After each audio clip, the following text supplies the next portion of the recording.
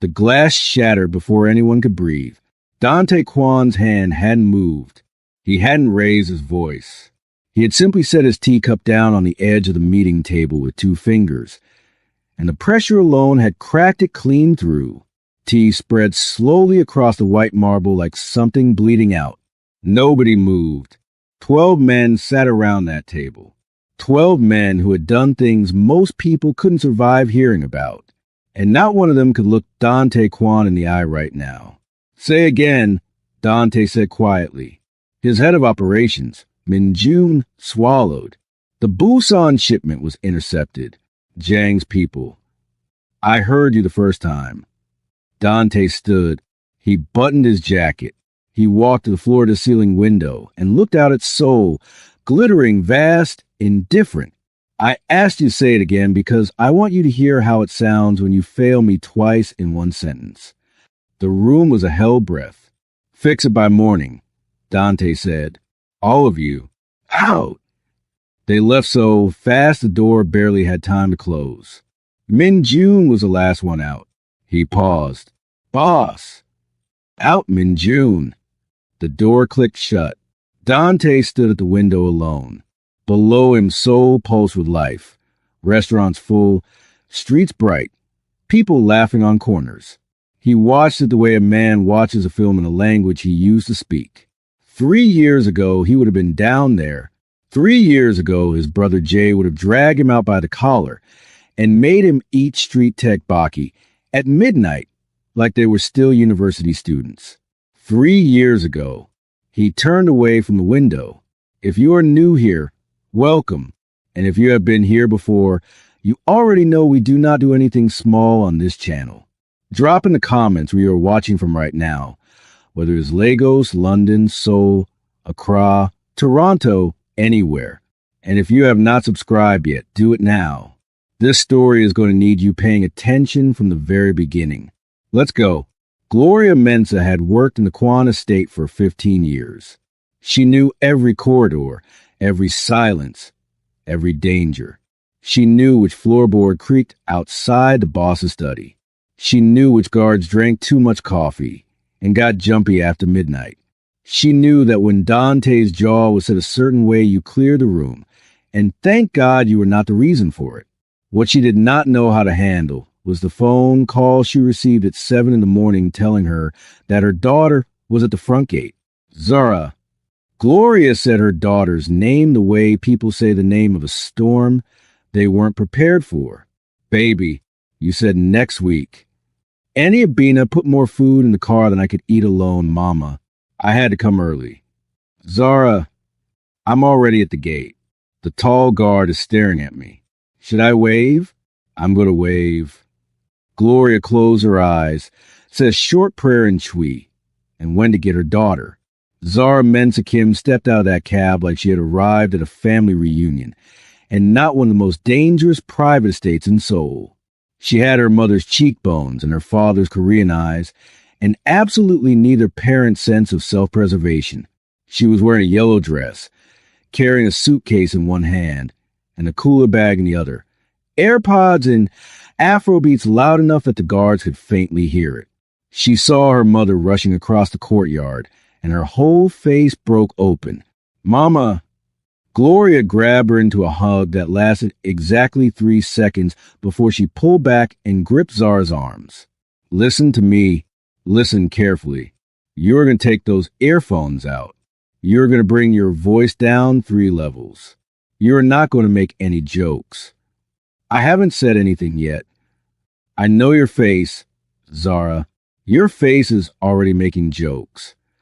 Gloria looked at her with the particular exhaustion of a mother who loved her child completely and understood her completely and was therefore completely terrified. This is not a normal house. The man who lives here is not a normal man. You will be quiet. You will be respectful. You will not. Mama. Zara held her mother's face in both hands, gently. Looked at her. I am 24 years old. I survived 3 years of fashion school in Seoul with no money and no connections and 1 pair of good shoes. I think I can manage 1 house. Gloria looked at her for a long moment. I don't trust that at all, she said. I know. Zara kissed her cheek. Where'd I put my things? The estate was enormous and cold and beautiful in the way that very expensive, lonely things are beautiful. High ceilings, black marble, floor-to-ceiling glass looking out onto manicured grounds. Everything precise, everything controlled. The staff moved through it in near silence, communicating in small, efficient gestures that told you everything about what kind of atmosphere they had all adapted to survive. Zara had been given a small room near her mother's quarters at the back of the estate. She had unpacked her suitcase, put her Annie's Kanamaya stew in the staff kitchen fridge with her name on it in both Chui and Korean, and was now trying to find the linen closet that the head housekeeper, Ajuma Park, had described to her in rapid Korean that Zara had only partially caught. She turned left at the end of the east corridor. She should have turned right. The door she pushed open was heavy and dark, and opened into a room that was nothing like any linen closet she had ever seen. Black marble desk, floor-to-ceiling bookshelves, a single lamp, papers organized with precision that felt almost aggressive, and behind the desk, Dante Kwan, looking up from whatever he was reading with eyes so still they barely looked real. Two guards moved immediately. Zara saw the hands go to jackets and her body registered danger before her mind fully caught up with it. But she did not run. She did not shriek. She stood in the doorway and her gaze moved slowly around the room, not out of arrogance, but because her mother's voice in her head said stay calm and her own instincts said running would be the worst possible thing she could do. Her eyes landed back on Dante. And then, before she could stop herself, before the filter her mother had begged her to install could engage, she said it. Why does this room look so sad? She said it in Korean, quiet and genuine. Not a joke. An honest observation delivered by a person who had not yet fully processed that she was standing in front of the most dangerous man in Seoul. One guard hand closed around his jacket. Dante raised two fingers. They stopped. He looked at her. Not the way he looked at his men. Not the way he looked at rivals across a table. He looked at her the way someone looks at something they don't have a category for. Zara came back to herself. She felt the weight of the room. She straightened and she bowed, a genuine, respectful bow, not an ironic one. And she said in careful Korean, I apologize. I was looking for the linen closet. I'll find it. She walked out. She pulled the door closed behind her with both hands. Quietly, she stood in the corridor for exactly 4 seconds. Then she pressed her back against a wall and looked at the ceiling and mouthed the words, oh my God, to nobody in particular. Inside the study, Min Jun had appeared from the side entrance without being summoned. He was looking at the door Zara had just walked out of. Should I? Who is she? Dante said. Gloria's daughter. She arrived this morning. I can have her. Find out about her. Dante looked back down at his papers. Quietly, Min Jun paused. In 15 years of working for Dante Kwan, he had never once been asked to find out about a staff member's relative. He filed that information carefully in the part of his brain reserved for things that mattered. Of course, he said and left. Dante sat alone in his sad room. He looked at the door for a moment longer than he needed to. Then he went back to work. The dinner that evening was the kind of thing that required 3 days of preparation and still managed to feel like it could fall apart at any moment. Victor Jang, representative of the Busan syndicate that had intercepted Dante's shipment, was coming to the table, not to apologize, to negotiate, which meant it was a war conducted with chopsticks and expensive silence. Gloria had the entire household staff in formation by 5 o'clock. She had given every person their role, their position, their exact movements. She had gone over it twice.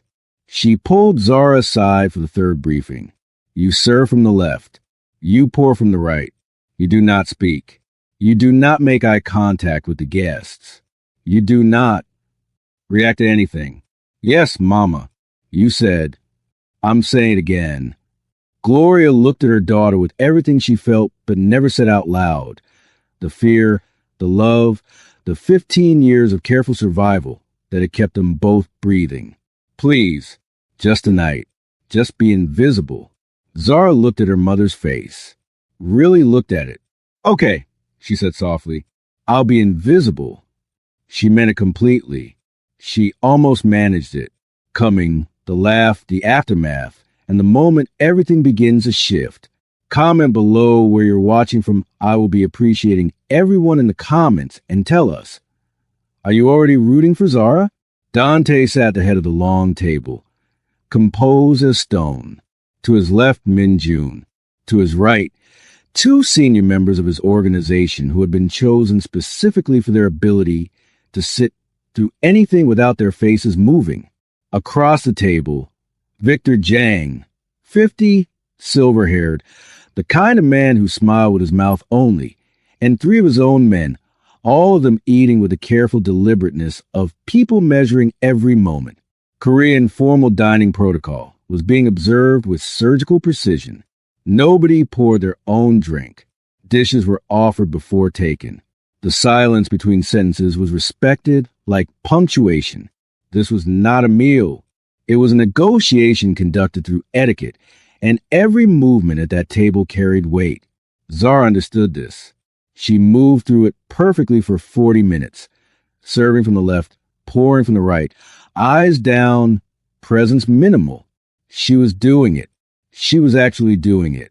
She was invisible. And then she caught her reflection in the enormous floor-to-ceiling window to her left and saw it.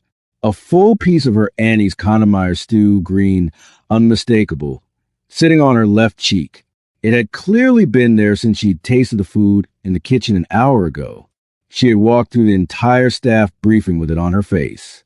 She had bowed to Min Jun with it on her face. She had spent 40 minutes circling this table with it on her face. She went completely still. Every professional instinct, she had said, do not react. Her mother's voice said, do not react. Every single thing said, do not react. She reached up casually to brush her cheek. Her elbow caught the edge of her serving tray. The tray tilted. The two empty glasses on it slid. She watched it happening in particular slow motion that disasters always seem to arrive in, and she moved. Both hands up, one catching the tray, one catching both glasses simultaneously, her body twisting into a shape that should not have worked, but somehow did. Everything stopped moving. She was standing at a slight angle, both glasses upright in one hand, tray flat in the other, completely still. Every single person at the table was looking at her. Victor Jang had his chopsticks frozen halfway to his mouth. Min Jun looked like he had briefly left his body. The silence stretched. Zara straightened slowly. She looked at the table. She looked at no one in particular, and in the quietest, most composed voice she could find, she said in Korean, "The food follows me everywhere." She didn't smile. She didn't perform it. She said it the way someone states a simple fact about their life. 1 beat, 2 beats. Dante Kwan laughed. It came out of him like something that had been locked in a room for too long and finally found an open door.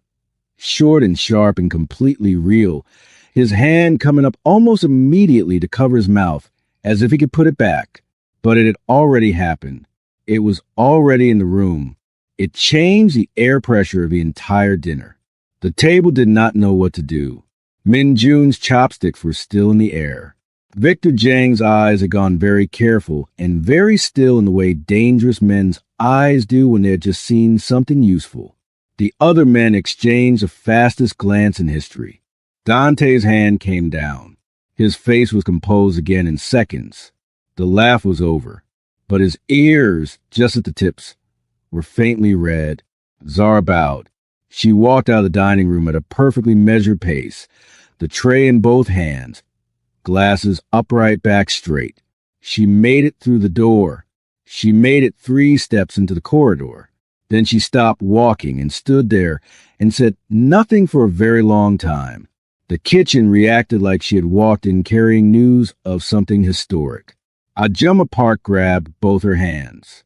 Three of the younger staff members were already whispering. One of the kitchen boys was looking at her like she had survived something that people didn't usually survive. Ajumma Park kept saying under her breath, "How did he laugh? How did he laugh?" Gloria appeared in the doorway. She looked at her daughter. Her face held a very specific expression, the expression of a woman who had asked for one thing and received the exact opposite. "Zara, Mama, it was an accident." He laughed. "I know." Dante Kwan laughed. Gloria said it quietly, like she was telling her about something that had happened in a dream. "That man has not laughed since his brother died. Jade died 3 years ago, and that man has not." She stopped. She pressed her hand flat against her chest. "What did you do?" "I caught a tray. Zara, and I may have had stew on my face for an hour. That part was not planned." Gloria sat down on the nearest stool. Ajumma Park brought her water automatically, which told Zara everything about how often her mother needed to sit down and collect herself in this house. "The Jang people saw it," Gloria said quietly. "They were watching. Victor Jang notices everything. Why does it matter what he saw?" Gloria looked at her daughter. "Because in this world, anything that moves Dante Kwan is information, and information is a weapon." She reached out and held Zara's hand. "I need you to be careful. I need you to be more careful than you have ever been in your life." Zara looked at her mother's face, at 15 years written into the lines around her eyes, and she nodded. She meant it. Dante did not sleep well. He was in his office by 5 in the morning. He sat at his desk and opened his files and read the same paragraph 4 times. He got up and went to the window. He looked at Soul in the dark. He thought about nothing. He thought about a tray. He thought about the particular way she had said it. Not performing, not try to be funny, just honest. And the laugh had come out of him before he had any say in the matter at all. It had felt like something tearing, but not painfully, like a window opening in a room that had been closed too long. He sat back down. Min Jun arrived at 7 with the morning brief. He went through shipment updates, security reports, the Jang situation. Dante listened and responded precisely and gave instructions clearly. Everything normal. Then, as Min Jun was closing his folder, Dante said, "The girl, Gloria's daughter. What did you find?" Min Jun opened the folder again. Zara Mensa Kim, 24, half Ghanaian, half Korean, grew up between Accra and Seoul, currently completing a fashion design degree, top of her department. No criminal associations. No political affiliations. She's been in Seoul on her own for 3 years. No family support financially. She works part-time at a fabric market near Hongdae to pay her rent. Dante was quiet. She teaches herself Korean traditional textile patterns in her free time, Min Jun added, and then stopped, like he wasn't sure why he'd included that detail. Dante said nothing. He tapped 2 fingers once on the desk. "Keep an eye on the Jang side," he said. "If they ask about her again, I want to know within the hour." Min Jun looked at him for half a second longer than he usually would. "Of course." He left. Dante looked at the door. Zara spent the morning helping Ajumma Park with a household inventory, a task that involved a lot of walking, a lot of Korean numbers that she had to occasionally count on her fingers, and enough comfortable silence that she almost forgot where she was. She was in the east corridor sorting through table linens when she heard footsteps that made the other staff around her subtly straighten their posture without turning around. She had already learned what that meant. She looked up. Dante was walking through with Min Jun mid-conversation, not heading toward her specifically. He would have passed by without anything happening. He almost did, but he slowed. He looked at her, just for a moment, the way you look at a word you recognize, but can't immediately place. Zara looked back at him. She didn't look down. She wasn't rude about it. She wasn't challenging him. She just met his gaze the natural way that people do when they are not afraid. He kept walking. But 3 steps past her, he said, without stopping, without turning around in Korean. You should eat lunch, not just your auntie's food. Real food. He was gone before she could respond. Ajumma Park was staring at the space he had just occupied with the expression of a woman witnessing a second miracle in 12 hours. Zara looked down at the table linens in her hands. She was smiling before she even knew it. By afternoon, the feeling in the estate had shifted. Not dramatically. Not in any way someone on the outside would have noticed. But 15 years of reading the household had given Gloria Mensa the ability to feel its temperature. And today it was different. The staff moved a little less carefully. Ajumma Park hummed while she worked, which she never did. Even the guards at the interior post seemed less like statues. And Dante, who had passed through 4 different rooms of the estate that afternoon for no clear operational reason, was not fooling anyone. Gloria sat in the small staff sitting room that evening and said nothing to anyone. She was afraid. Not of Dante, not of Jang, not of any of the obvious things. She was afraid of hope. She had lived in this house long enough to know that hope was the most dangerous thing any of them could afford. The next morning, Minjun found Dante standing at the window of the east corridor, just standing there, looking at the courtyard below where Zara was sitting on a stone bench in the early light, video calling someone in Accra, laughing at something her cousin was saying, gesture with her whole body the way she did when she was fully herself and not managing anyone's comfort.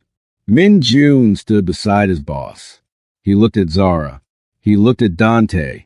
He said very carefully, "Boss, the Jang side has made inquiries about the girl. 3 separate inquiries through different channels, all in the last 18 hours. Dante did not look at him. About her specifically? Yes. The courtyard light caught Zara's face as she threw her head back laughing at something her cousin said. Dante's expression did not change, but his stillness became a different kind of stillness. Next is where everything breaks open. The confrontation, the rooftop, the twee note, and the ending that will have you in your feelings. Subscribe now so you don't miss what's coming. And drop a like if Dante just earned one from you."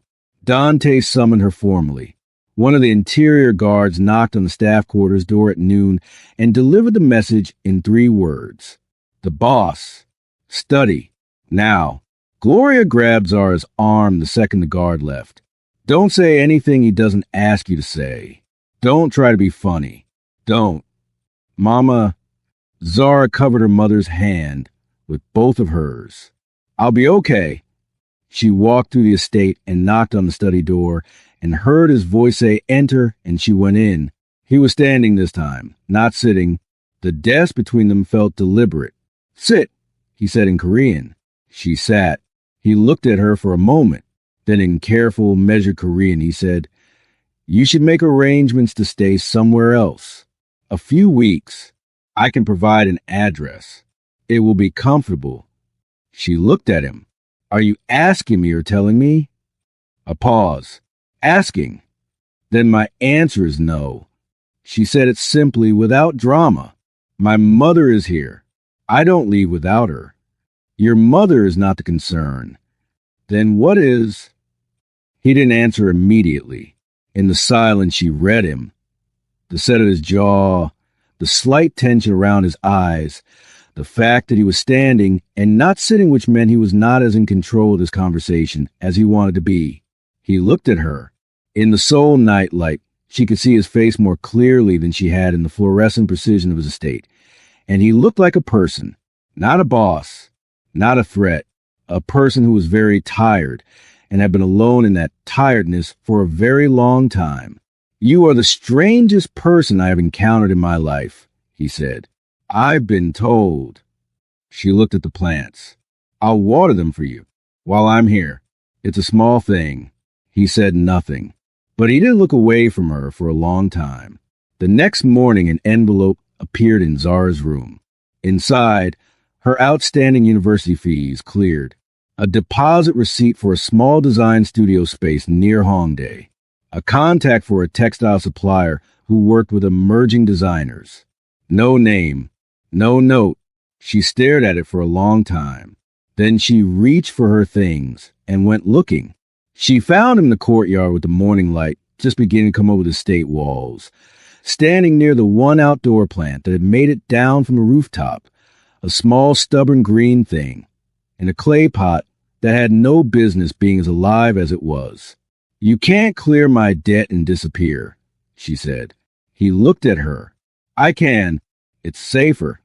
"For who?" "For you. You don't get to decide that."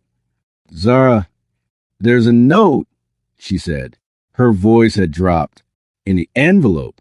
It's in Chui." She waited. One line. He said nothing. "Waho ti son," she said softly. "How are you?" That's the first thing you learn in any language. The most human sentence there is. She looked at him. "You looked that up." The courtyard was quiet.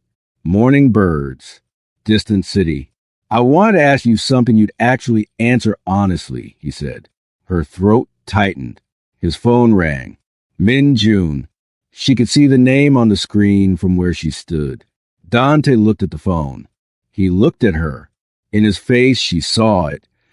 The war between the man he had built and the man he was apparently still capable of being. It lasted 3 seconds. He answered. He listened. Something in his posture changed. He looked at her one last time. "I have to go." "I know." He walked toward the estate.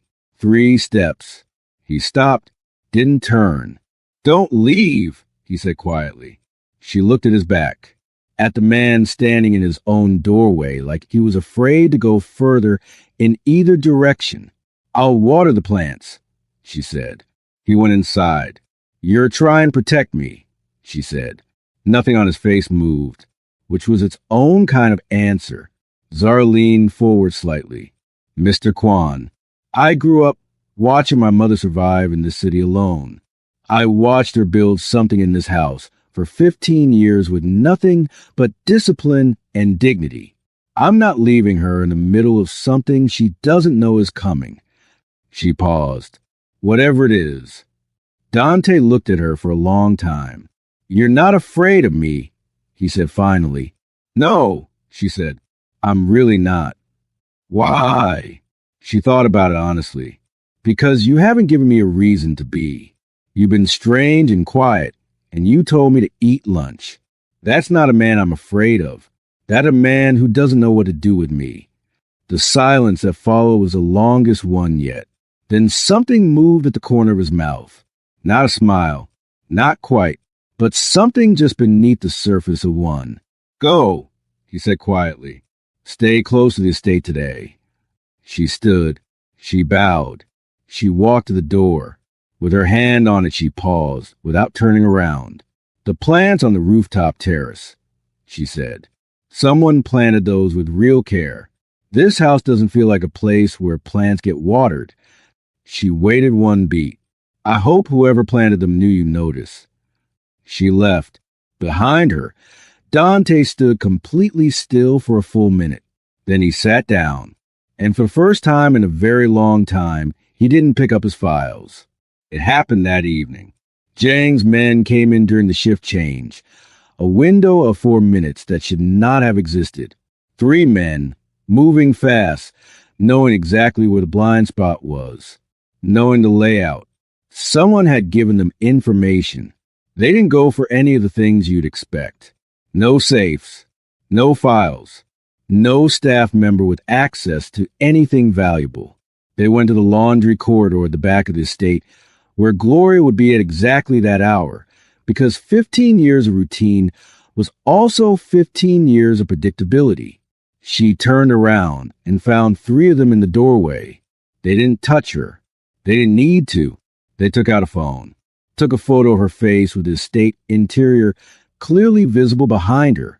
One of them said in Korean, "Tell the boss we said hello," and they left. Zara came around the corner 3 seconds after they disappeared. She saw her mother against the wall with both hands pressed flat behind her, breathing in the controlled way people breathe when they are managing the difference between panic and collapse. Zara crossed the corridor and put both arms around her and didn't say anything. She just held on. Dante arrived in 90 seconds. He had gotten the alert before Zara had even let go of her mother. By the time he walked into that corridor, his men had already swept the exit points. The 3 Jang operatives would not make it out of the district. He walked to Gloria. He stood in front of her. And then he did something that none of the staff who were watching from the edge of the corridor had ever seen Dante Kwan do. He bowed, a real bow, slow and deliberate, the kind that carried weight. "I apologize," he said in Korean. "This happened in my house. It will not happen again. You have my word." Gloria looked at this man she had worked for, feared for, and quietly grieved for across 15 years, and she could not speak. Zara stood behind her mother. She was watching Dante's face. He straightened up and his eyes met hers for just a moment. Something raw in them, something that had no armor around it, before he looked away and moved into the corridor to manage what came next. Zara stayed with her mother all evening, but she thought about that look for a long time. She found him on the rooftop terrace past 11. She wasn't looking for him specifically. She had needed air and her feet had taken her up, but there he was, standing at the railing in the dark, so blazing below him, his jacket off for the first time since she had arrived, just a man looking at a city. The rooftop had the plants, small ones, in clay pots lined along the railing edge, carefully maintained, completely out of place in the context of everything else about this man. She walked out and sat on the low bench near the pots without asking permission. He didn't tell her to leave. They sat in silence for a while. A real silence, not a tense one. The kind of silence that happens between people who have moved past performing comfort at each other. Then Zara said quietly, "Tell me about your brother." His head turned toward her. Sharp, careful. She didn't take it back. He was quiet for so long she thought he wouldn't answer. Then he said, in a voice she had not heard from him before, lower, stripped of his authority, just a voice, "Jay planted those." He nodded at the pots. He said this house was missing something living. He came up here every week. A pause. He said I was going to come furniture if I didn't stop working. Zara looked at the plants. Was he right? A longer pause. Yes, Dante said. She let it sit. She didn't rush toward it with sympathy or comfort. She just let it exist in the air between them. The way her mother had taught her grief deserved to be treated, with space, not solutions. After a while, Dante said, "You're not going to tell me you're sorry." "You've been hearing sorry for 3 years," she said. "I don't think it reached you." He looked at her. In the soul night light, she could see his face more clearly than she had in the fluorescent precision of his estate. And he looked like a person, not a boss, not a threat, a person who was very tired and had been alone in that tiredness for a very long time. "You are the strangest person I have encountered in my life," he said. "I've been told." She looked at the plants. "I'll water them for you. While I'm here, it's a small thing." He said nothing, but he did look away from her for a long time. "Zara, there's a note," she said. Her voice had dropped. "In the envelope, it's in Chui." She waited. One line. He said nothing. "Waho ti son," she said softly. "How are you?" That's the first thing you learn in any language. The most human sentence there is. She looked at him. "You looked that up." The courtyard was quiet. Morning birds. Distant city. "I wanted to ask you something you'd actually answer honestly," he said. Her throat tightened. His phone rang. Min June. She could see the name on the screen from where she stood. Dante looked at the phone. He looked at her. In his face, she saw it. The war between the man he had built and the man he was apparently still capable of being. It lasted 3 seconds. He answered. He listened. Something in his posture changed. He looked at her one last time. I have to go. I know. He walked toward the estate. 3 steps. He stopped, didn't turn. Don't leave, he said quietly. She looked at his back, at the man standing in his own doorway like he was afraid to go further in either direction. I'll water the plants, she said. He went inside. Zara stood in the courtyard alone. She looked at the small, stubborn plant in its clay pot. She crouched down and touched one leaf carefully, the way you touch something you decided to take care of. So carried on beyond the walls. Inside the estate, something that had been closed for 3 years was sitting open. Nobody knew yet what would come through it. Asterisk, and that's where we leave them. If this story got to you, if Dante's laugh broke something in you the way it broke that room, then you know what to do. Subscribe so you're here for episode 2. Leave a like if Zara earned it. And tell us in the comments, are you Team Zara, or are you still pretending you don't feel sorry for Dante? Drop where you're watching from. We read every single one. Asterisk.